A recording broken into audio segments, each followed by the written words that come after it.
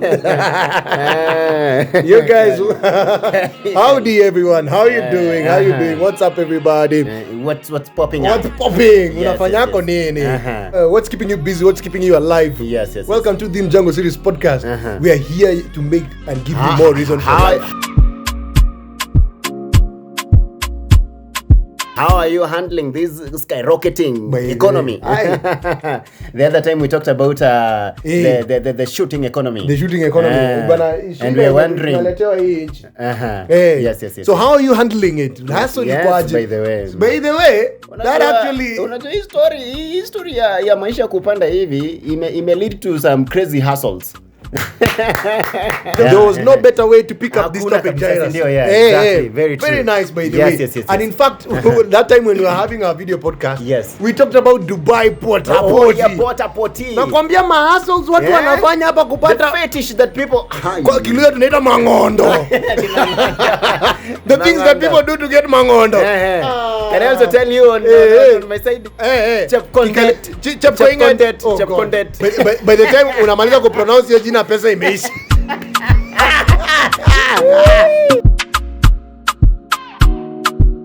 But anyway, my Rwandan friend had a problem just pronouncing Kiprotich. For real. Akiniambia alisema nini? Alisema nini? Wacha hata nisikwambie. Kiprotingo, kiprembeteng.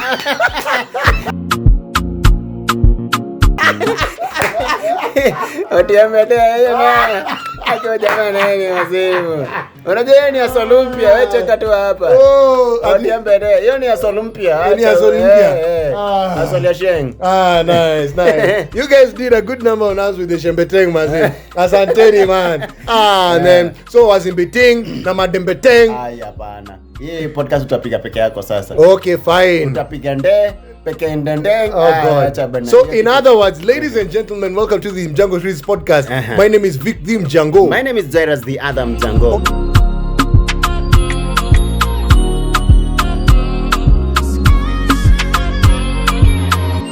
Oh yes, let's pick up from where we left. We're talking about the crazy hustles people are doing and just to cope up with life. Man, they are rising economy, Mazi.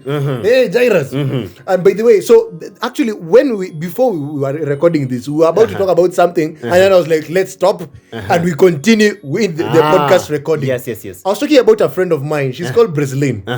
She wanted us to talk about yaani okay, let me just pick it up from where I left.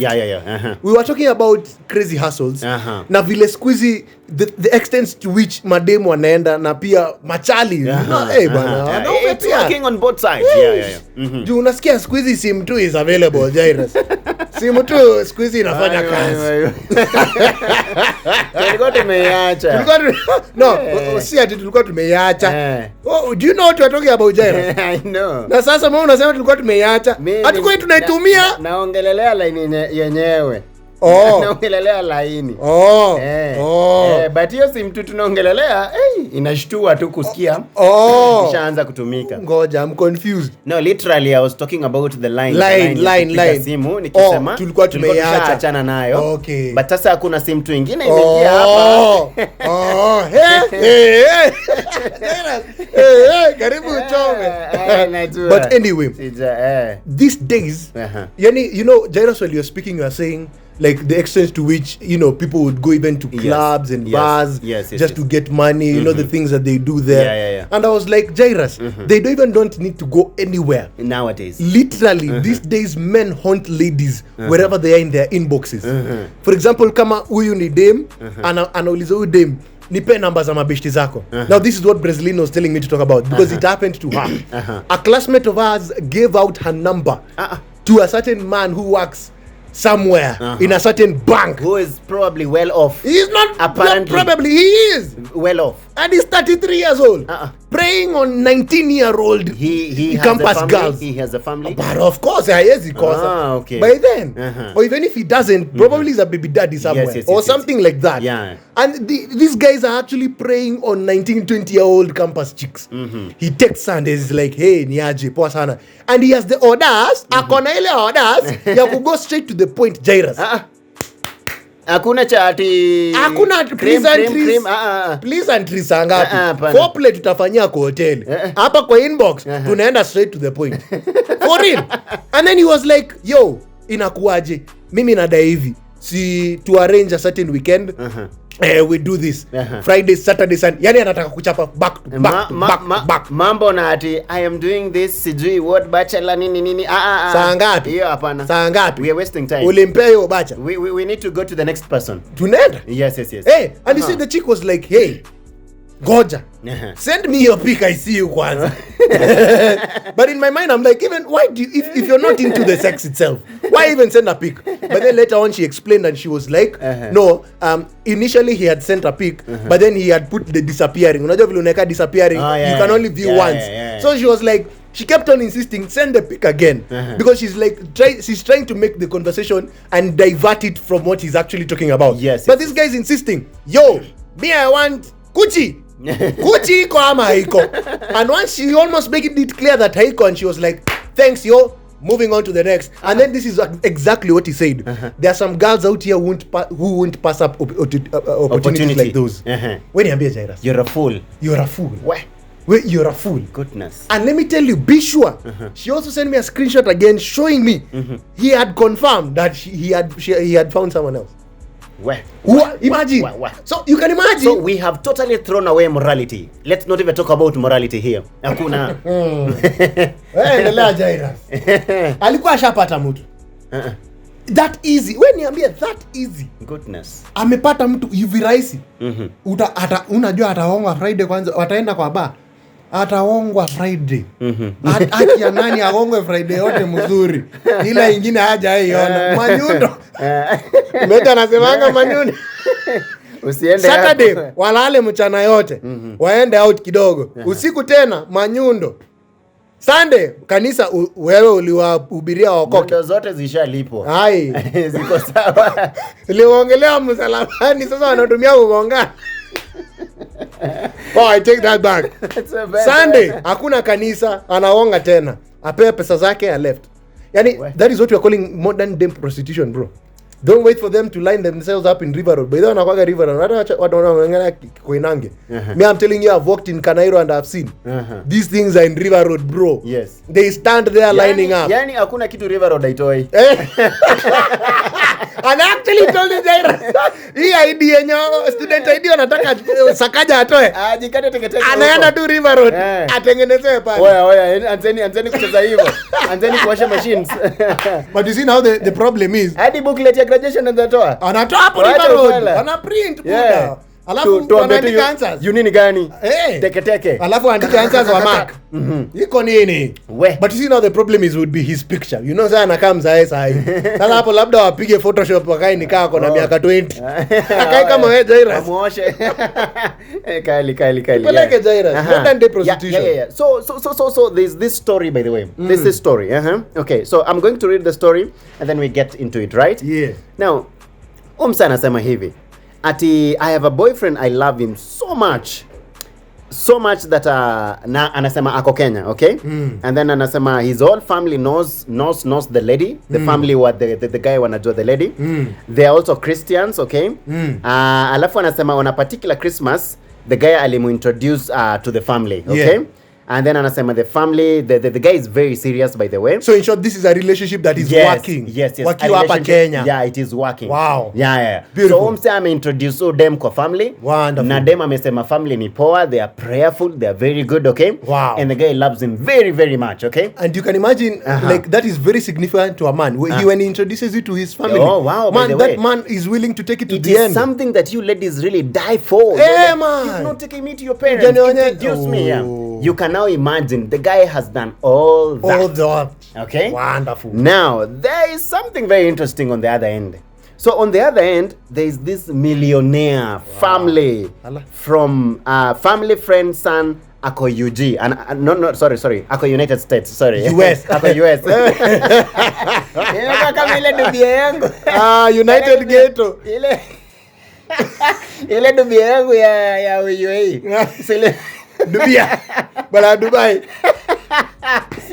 Kylie. Yeah. You need to go to this country. Go nika hujazoea kwenda US. Unaona US nika UG. I'm from Hey guys, I'm from Atlanta, Georgia. Ako Nyeri. Yeah. So this lady at the same time, she's confronted with a family friend's son, okay? A family friend's son.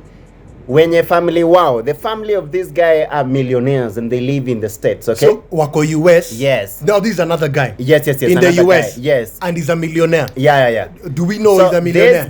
This guy, the parents are family, they are friends with the family of the lady. Okay. They are friends, okay? Yes. And apparently, wanataftia Charlie, dem, who Charlie. They're looking for a woman. It's like you see these families like royal families. Oh, yeah. They look for yeah, you get it. So Yeah. Yes. And the families are friends, okay?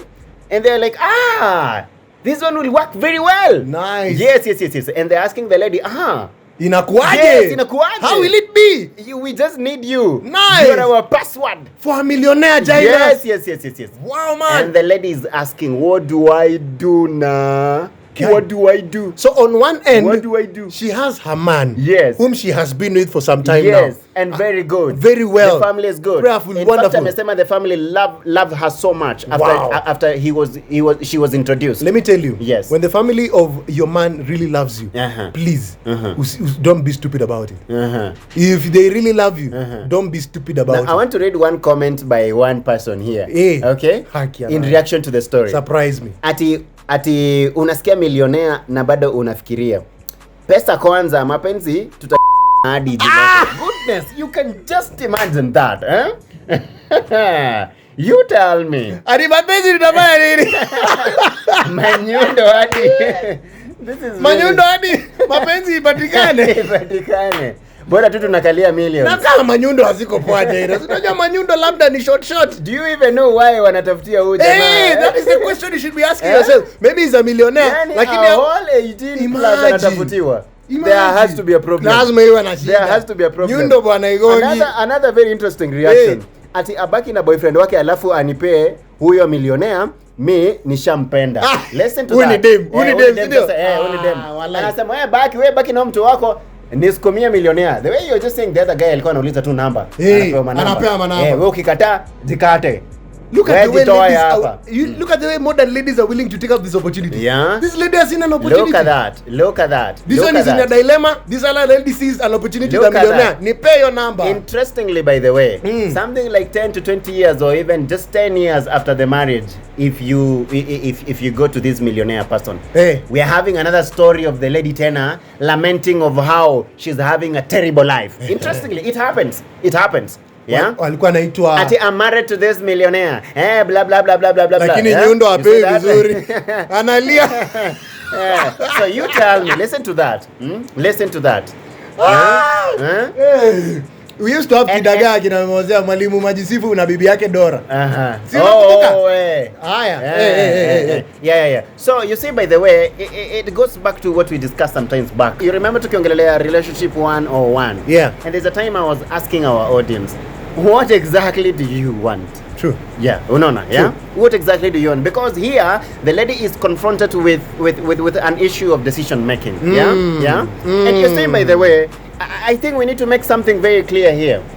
Money is a particular factor that it's dynamic. It's dynamic.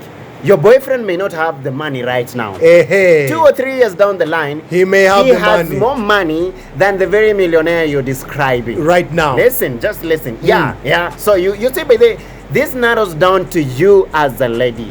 What really do you want? True. What do you want? Because if it is money that you want, then you should not even be with that boyfriend who's good enough to introduce you to the family. Yes. True that. And remember too, usually do not underrate the power of money. You don't know what people who have money can do.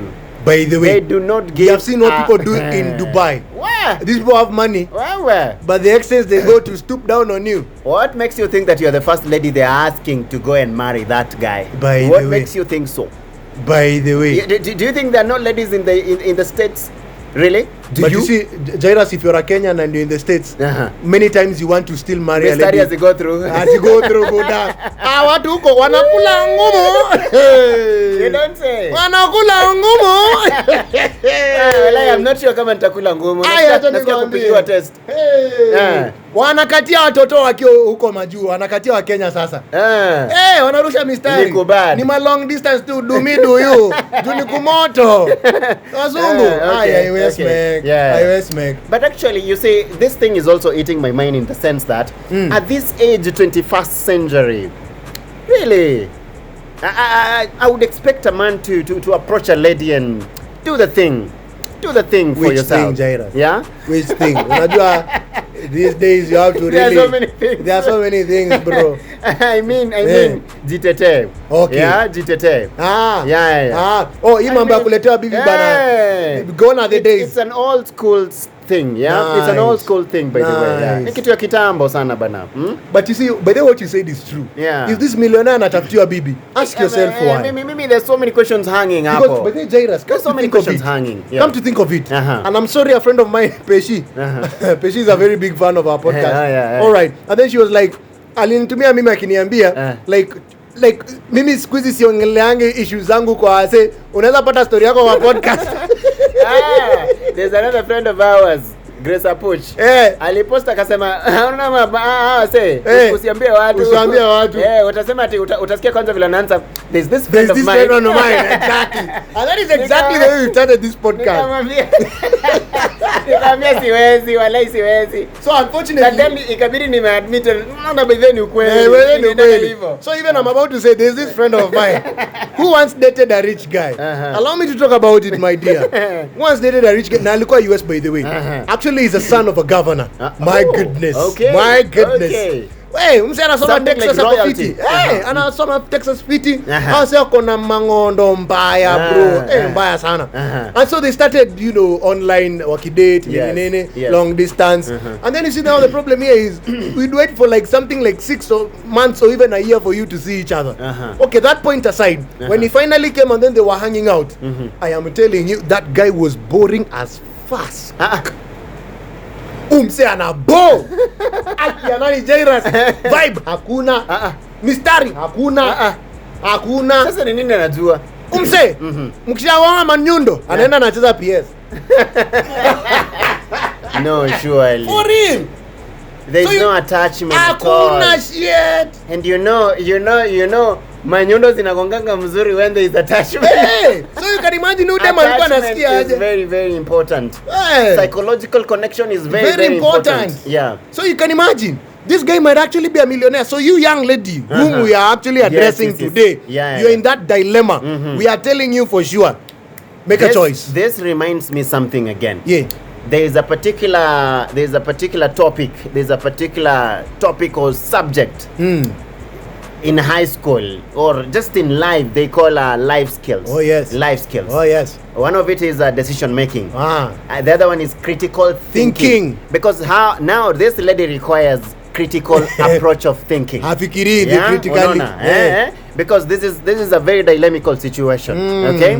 But I really don't think kama ni situation yenye utasema ati you cannot have an answer to it. No. That is true. No. So I want you to ask yourself, ladies, what really do you want? By the way, what do you want? Yeah. And by the way, this just boils down to the typical lady out here. Yeah. Because many other times, by the way, even our lady friends, our age mates, you are listening to us. I know many times you have come across a situation where there is this guy who is your knight in shining armor. Yes. Lakini all he has is a horse. Nothing. He does not have a kingdom. And then there is another guy who has a kingdom. And he has money. But then you're asking yourself, what do you do? Yeah. Today we are actually telling you, and we are advising you, by the way. We are advising you for real. Make a choice. Start by knowing what you want. If your goal is the money, please be my guest. And let us just remind ourselves something very important too. Yes. Assuming this lady had already been married to this guy. Hadi amechukua dowry, okay? Okay? And she's confronted with a very, very situation again of the rich millionaire guy from the US. Okay? And she's so tempted to drop this guy, okay? Because of course, your guy is not comparable to the other one, right? And by the way, for your information, it is it is in fact evolic. Let me use the word evolic. To compare. You're not supposed to compare. It is evil. Okay? It is not good. Do not compare. By the way. Do not compare. Because assuming there was no that situation, you will stick to your boyfriend. True. We will not have some this story here, okay? By the way. Now, so look at this. If the dowry had been paid, do you know the binding factor of dowry? True. Do you know the binding factor? Yes. Do you know it's like poison if you break it? True. You run to the money and you think you're good for life and you think you're good to go. Let me tell you, you're going to let's take for example, you run for that money and you give birth to a physically lame child. Physically handicapped child. The first child you give birth to is blind or is deaf. Huh? You tell me. You know utatamani your ex-boyfriend to the last microsecond, and it is not going to happen again that you go back. Now I want to remind us something very important. You say, by the way, we need to be realistic about these things.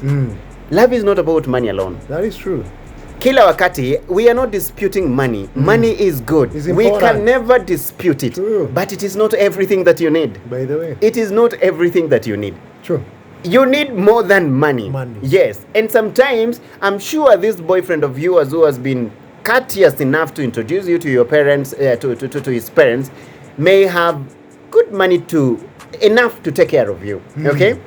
But you're looking at this too much. At some point, Solomon said, don't give me too much, or else I'll hate you. True. I'll curse you. Just give me enough. Just give me enough.